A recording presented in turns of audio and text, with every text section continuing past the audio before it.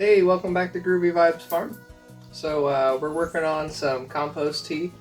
I call it compost tea, but we're actually using worm castings from our worm bin, as well as some of the material from the black soldier fly larva bin. So these aren't actually worm castings yet, in the true sense. Now there are probably some in there, but I'll show you what we got going on. Basically, we're just trying to get some biology to grow out inside of this bucket that we're going to have aerated, and then we're going to use that to water some of the plants, as well as the new little garden plot with the mulch that I built up in the previous episode. So I'll show you how I separate this.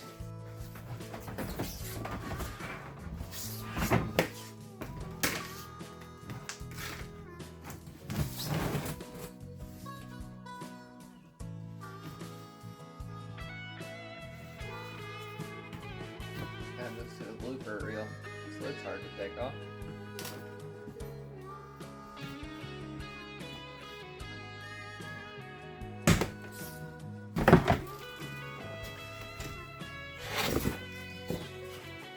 So I'm going to use this as my catch tray. I've got this old fan cover. This is going to be my screen. Typically you use a 1/4 inch to separate the big stuff, and then you use an 1/8 inch to get the actual castings. This is kind of right in the middle, so it's just what I have laying around. So I've got y'all on the wide angle lens right now. I'm kind of in a small area, so probably looks a little funky. So here's the inside of the worm bin. Now I just split these two. Got this one here and that one. Just split this into two. I think yesterday it was. So these are very far from being finished worm castings, but I threw in a bunch of millet seed. So basically my thought behind that was this will grow until basically it's out of energy. Without the sunlight, it'll eventually die off, and then it's just free organic matter to feed the worms. I think I put a little more than I planned, because some of this is thick. And then kind of a weird thing here. I've actually got the black soldier fly larva doing pretty good here in the worm bin, and I did not put these here. So some flies are obviously getting into these bins, or that original one there, because that lid doesn't actually go with that. It's just something I found, so it just kind of sits on there. Which is not all bad, because I'm not selling these as worm castings. I'm just trying to build soil, so. Get down in here, see if we can't find some worms.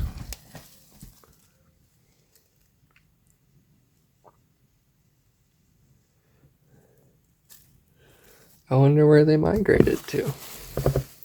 They'll actually move around depending on temperature, moisture content, food quantities. They pick where they want to be. So there's one there. That'd be one of the night crawlers. It's a little bit bigger of a worm. Then the little bitty ones are the composting worms.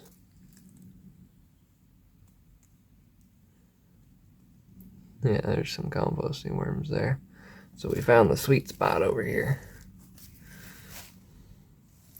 So what I'm going to do is move this bedding back, these rooted stuff here. What I'm looking to get is going to be the finest particles, are going to be the worm castings. So down out of this black stuff down here at the bottom, I'm going to try to sift out some of that.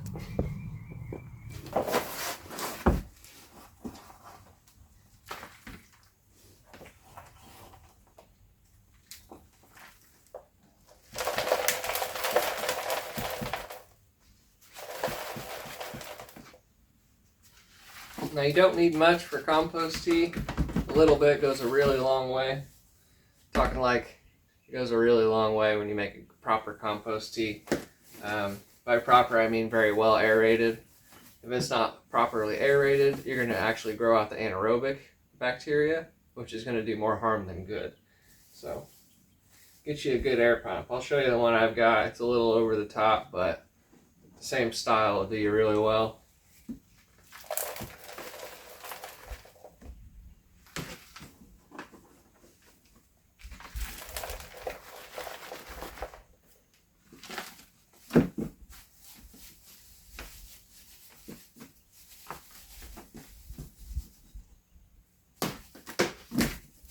So that's going to do for now.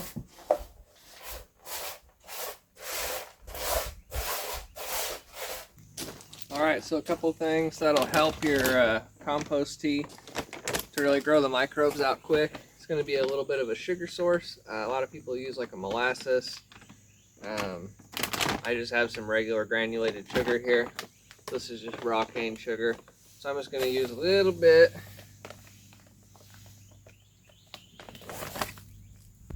Just a little bit of about a palmful. Nothing too crazy there.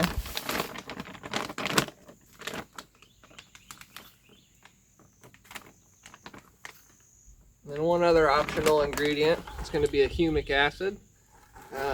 So this one's a concentrate called full humics. So this stuff's very concentrated. You don't need much at all. It doesn't actually say anything on here about how much to put into a compost tea. Again, we're just kind of winging it. Basically, it's almost like pure carbon. So a way you could get this without spending money would be to go find some really old leaves, what they call leaf mold. So underneath a pile of leaves, you'll find that like black, kind of liquidy, sticky stuff. Squeeze out some of the black liquid out of those leaves. That's going to have a lot of humic acid in it, so that's one easy way to get it without spending money. But I've had this for like 3 years now, and it's still full up to here, so it goes a really long way. When you do container gardening, it says 1/4 to 1/8 teaspoon per gallon of watering, so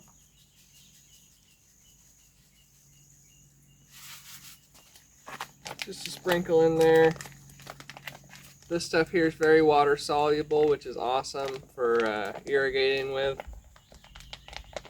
You can also use a little bit of this in a foliar spray. I used to use it on my indoor plants. I would use it while I watered, and then a little bit as a foliar spray, and you could see a difference within 12 hours on a lot of the plants. They would perk up, so very neat to see. I'm just getting a little bit of the sugar mixed around in here. We're going to move into the garage where I got the pump set up. Get this compost into a cheesecloth with some aeration.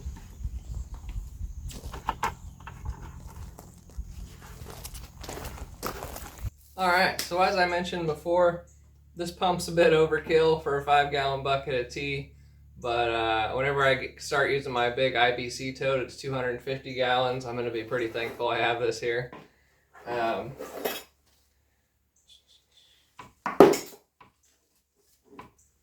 So you want to get some of the aeration at the bottom of the bucket. It's going to help stir, keep things from getting anaerobic at the bottom, as well as some aeration inside of the compost, which I'm going to have tied into a little ball here inside of some cheesecloth.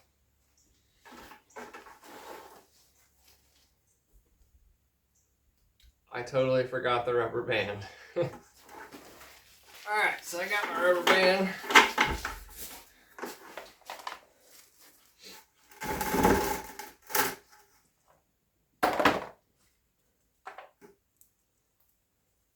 So I'm doubling up the cheesecloth here. Now this stuff obviously you can reuse, as long as you don't get too big of a hole in it.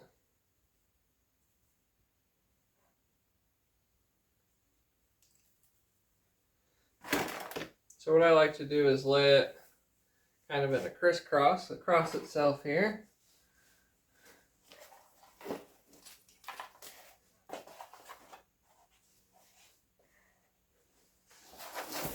Threw in a few leaves.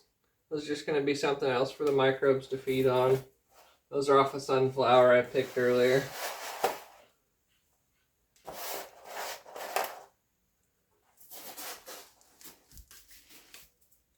Alright. Figure out which one of these air lines I want to use.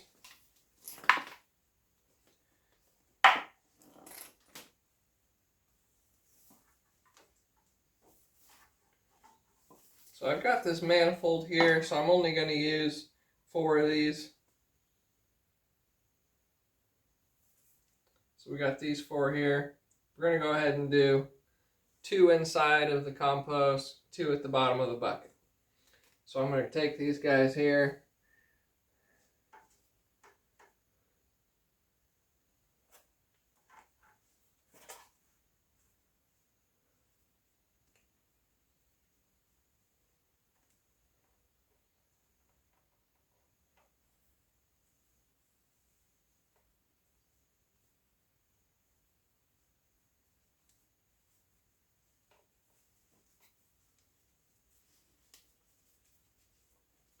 I got that bundled up real nice.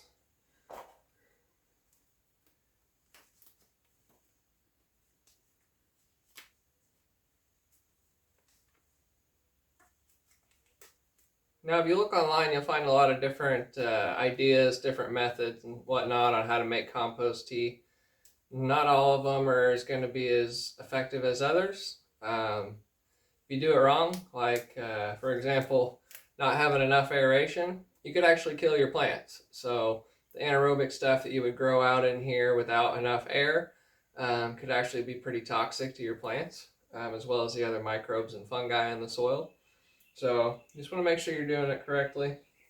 Like I said, though, a lot of people have their own opinions on it, so just want to make sure.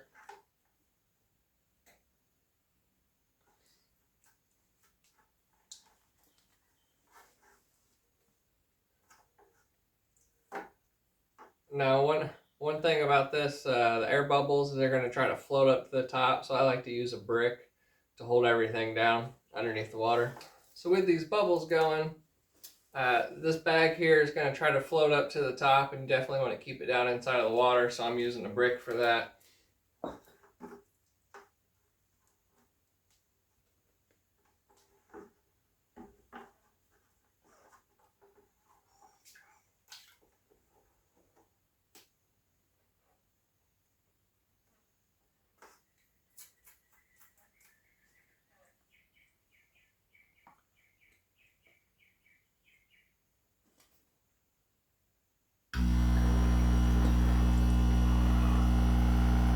So as I said, this is way overkill, so I'm only cracking these just a little bit, nice and slow.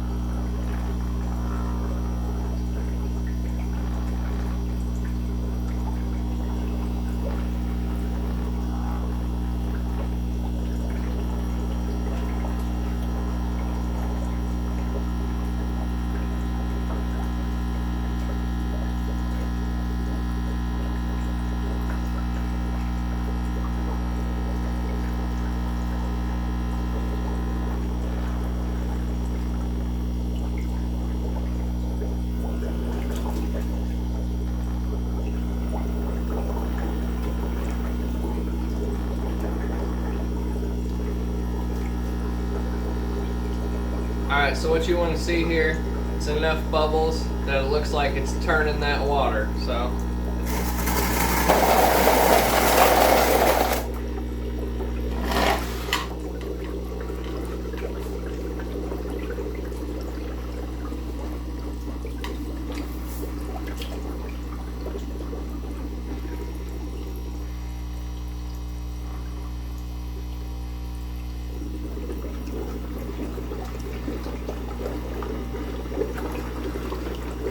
So the air lines that aren't inside of the compost bag, I'm turning up a little bit with a little bit more pressure.